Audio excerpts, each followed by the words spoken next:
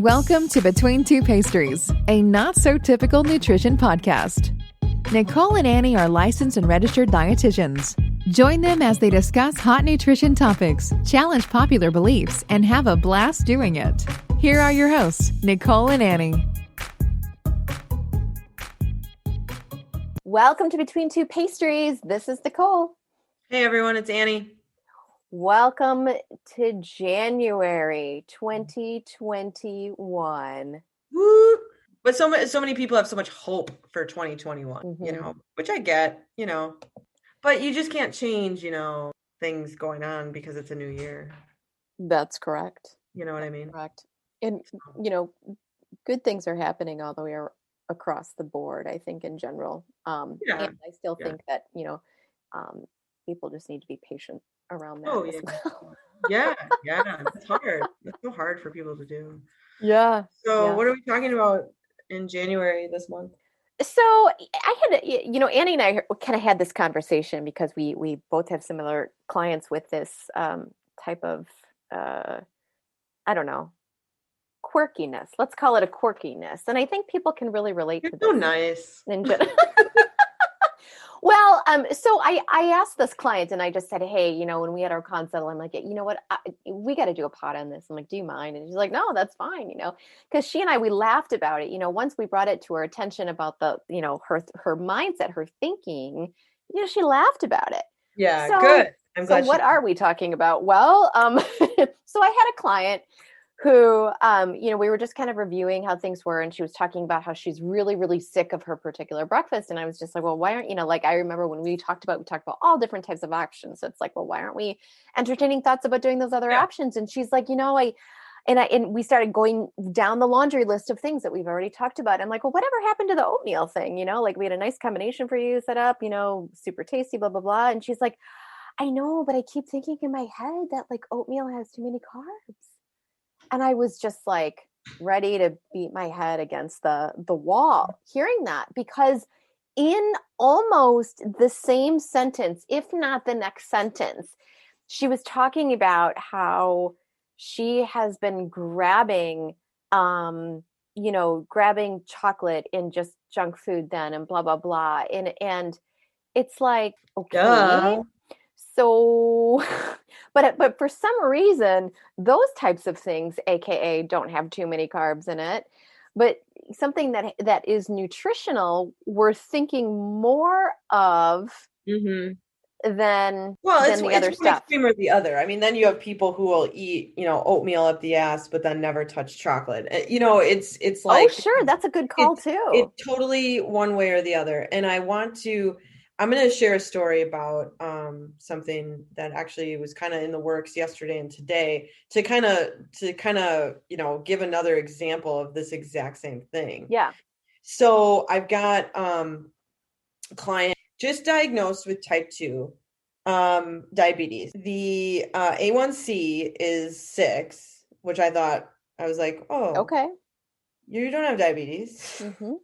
Okay, but whatever. We're gonna, doctors are always right. Yeah. Okay. So because it's type 2, it's obviously no insulin. They're putting her on metformin immediately. Again, probably not necessary, but okay. And so I start saying, okay, well, based on everything, you're probably about 4 to 6 exchanges or carb exchanges per meal. So about 75 grams per meal. And, just without knowing more information, it's, kind of going with, you're probably about this amount. Knowing what you know about this person. Knowing what I know as it is. So you start breaking that down. And I said, well, so for example, here's 75 grams of carb at breakfast, lunch, and dinner. And I broke it down to breakfast was, I think I did really basic things to break it down. So 2 slices of bread or toast with jelly, 2 eggs, 8 ounces of orange juice, and half a cup of berries. Mm-hmm. And I said lunch is a turkey and cheese sandwich. So 2 slices of bread, 8 ounces of milk, a banana, and I did something else. Yeah. Even a handful of dinner crackers. was, there you go. Yeah. Dinner was a cup of pasta with red sauce and meatballs, 2 meatballs, a 2-inch brownie to show, dessert. Yeah. And then veggies are in there, obviously. So veggies are all over the place, but to show you the carbs, and a piece of garlic bread. And it was like, what? Interesting. Sounds And I'm super like, normal.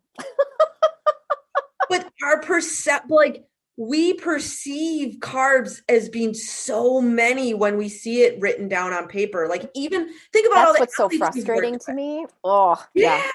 And they're like, no, I'm going to have more diabetes. Like, we don't understand what diabetes means. We don't, but that's the problem is the constant, and I know we've talked about this, we've really, but like, I feel like we have to keep reiterating it. The more we diet, the more we yo-yo, the more it's all the carbs, none of the carbs. That causes the oatmeal's problems. too much, chocolate's too much. It's like this back and forth motion versus the steady balance. That's why you end up with diabetes or hypertension or high cholesterol or whatever it may 1000%. be. Constant. But it's our perception of what's too much is mind-blowing. And where do people learn that? Is that just simply because there's too much out there about paleo and keto and fasting and just simply sure, but there's also, again, this misinformation of understanding the value of a carbohydrate and then just already like doning it as whatever it is, it's too much anyway. Whatever it is. If it's not protein where there's no carbohydrate in it, then anything has too much carbs in it, right? I mean, people will say like, oh, but milk has so much carb in it. And I'm like, oh my gosh. Oh my gosh. They use the word sugar, which makes me think they don't understand lactose. No, they don't understand fructose or sucrose or glucose. Different, metabolized differently, not the same. Yeah. No, but you have, cracker jackers who are just, instead of explaining to people what lactose is or what carbs are, they just generalize and say, well, that has sugar and here's Right. And it's like, oh my God. We had, I was consulted by another dietitian about a patient she has, it's an eating disorder patient, but she's got health OCD. So like, this patient was watching Knives Over or Forks Over Spoons or Knives or whatever what is that? Oh gosh, yeah. And Forks then Over health, Knives. and then What the Health, and she's like, have you guys watched those? I'm like, oh, no, I refuse. And I said, set her up with exposures to go through the research used for that. Yeah. Because it's all wrong. I think a lot of it is super skewed. And again, with those silly documentaries, we've talked about this though. I mean, they purposely are compelling. Oh yeah, but they're so believable. That's why they're so on one end of a spectrum. And that's the red flag right there. Right. When we're so far into one, To your point about your client, but if let's say your client and just people in general, if stuff like that, documentaries, media, parents, whomever, that messaging starts, at a young age, by the time you're 30, 40, 50, we have these beliefs that we think are true, such that oatmeal has too many carbohydrates in it, but yet a half a cup of oatmeal is 30 grams of carbohydrate. Oh, not even like, yeah, exactly. Right? Yeah. I mean, think about what athletes do. I mean, I've had athletes who look at me like, that's just so much food. And it's like, no, it's not actually. Not. Like, my God, but your perception is so off. What do people do? How do they change that? I mean, I guess they have to recognize it first or believe it. But again, does it come back to people are just too scared about being a heavier weight, or showing others that they eat carbs? I mean, essentially, yeah, you're right. I mean, what would be the fear there? But it always comes down to some form of weight thing, typically. But it's the mindset, though, that I thought was so interesting of, we're going to go ahead and pick on the oatmeal like it's the plague. But then later in the day, we're going to go nutsos over crackers and chocolate and, flavored popcorn and things like this. Yeah, all the things. Once consider, you know what I mean? Well, if you slightly increase the oatmeal or add banana and honey or whatever, you increase the carbohydrate at the breakfast meal, you can still have candy or whatever, but it's going to be so much more under control. Well, It's going to be because like of a the fact, legitimate snack. yeah, exactly. And because of the fact too that you're not going to be crazy carb depleted. Right. Right. You know, when we get crazy carb depleted, cortisol is up, serotonin is super low in our brain. Right. You know, that's And all the signals like feed me, feed all me. the signals, and that's when people start searching and blah blah blah, or they start going, I started and I just couldn't stop. Well, yeah. Right. So why aren't we regulating that? Why aren't we having what we need at the times that we need it? Right. So then when you do see chocolate, you actually make a decision like, oh yeah, that sounds good right now. I'll have a piece. Well, and my experience with that, not my personal experience, but my experience working with people with that mentality is they also have that mentality of it's a new day. Okay, so we're gonna do the little things at breakfast, and they start it's almost like nighttime eating syndrome, where then later in the day it gets worse and worse. They Oh feel yeah.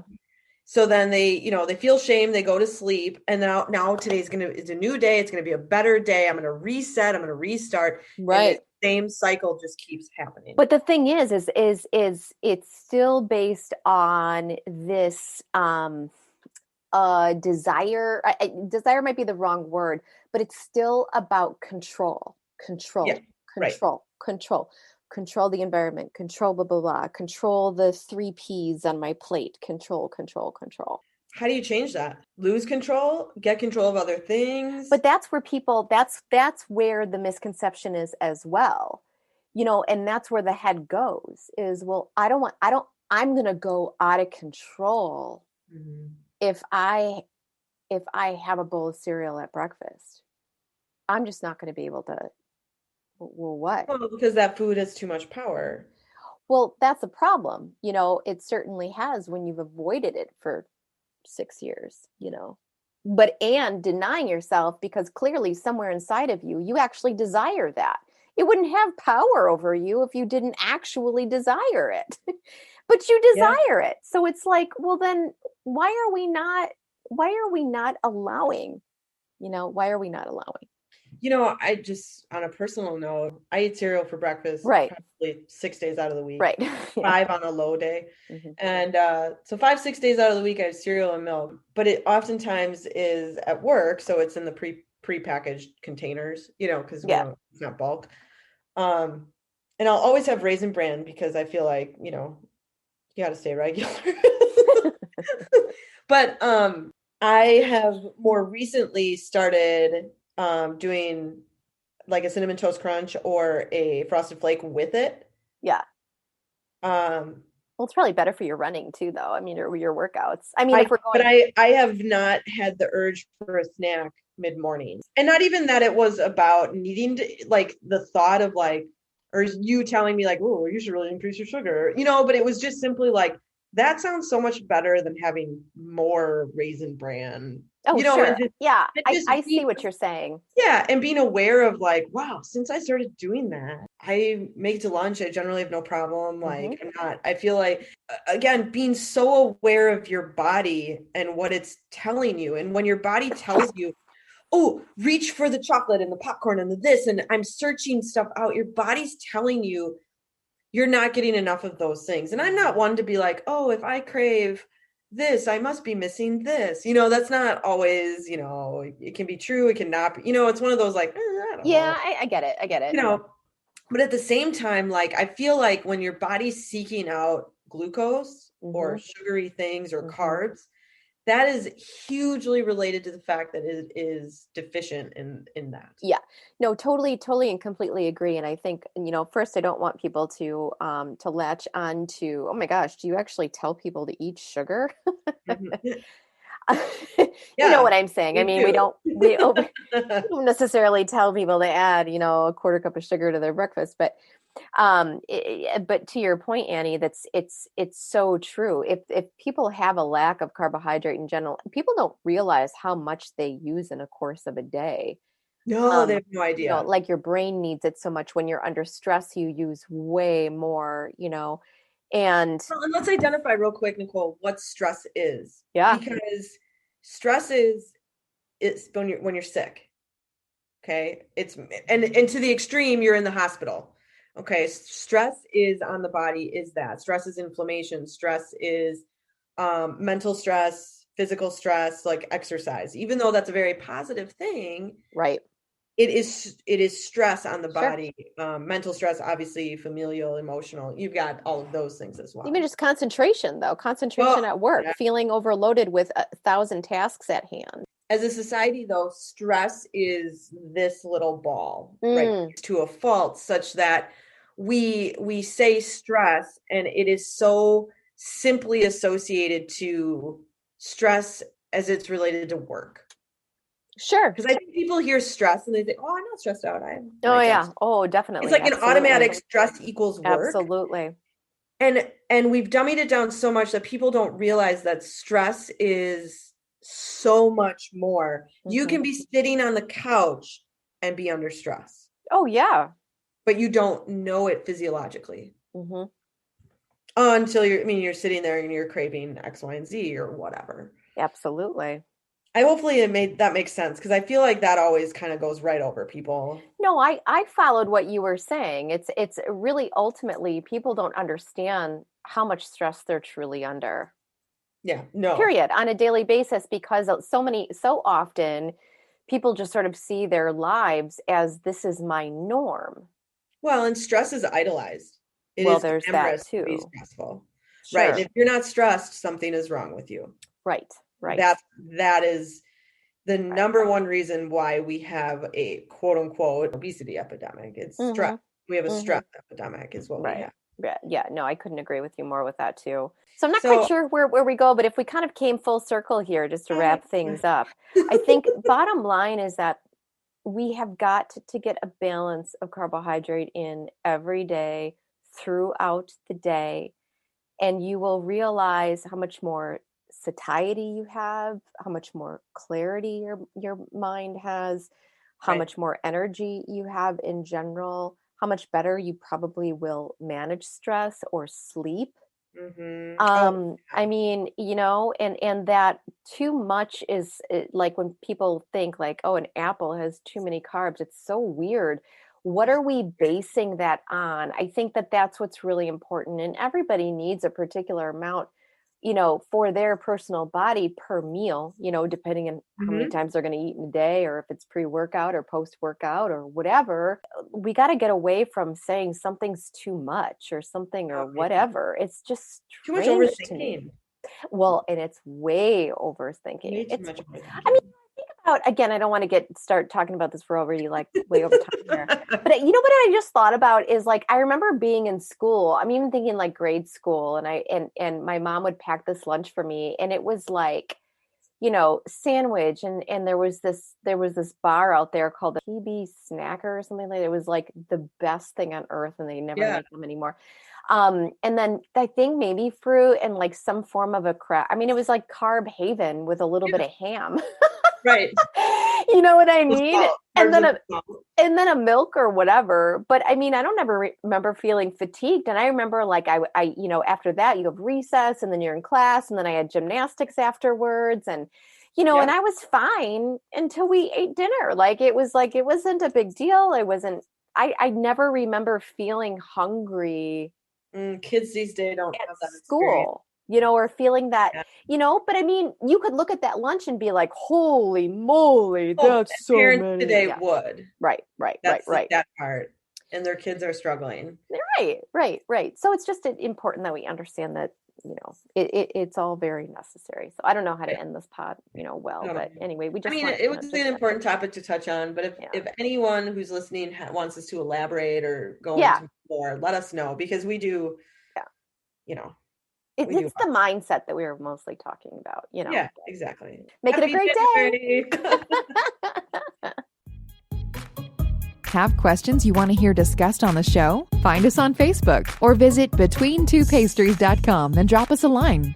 Want to support the show? Find us on Patreon for exclusive content. If you love the show, find us on iTunes or your favorite podcast platform. Hit the subscribe button and leave us a review.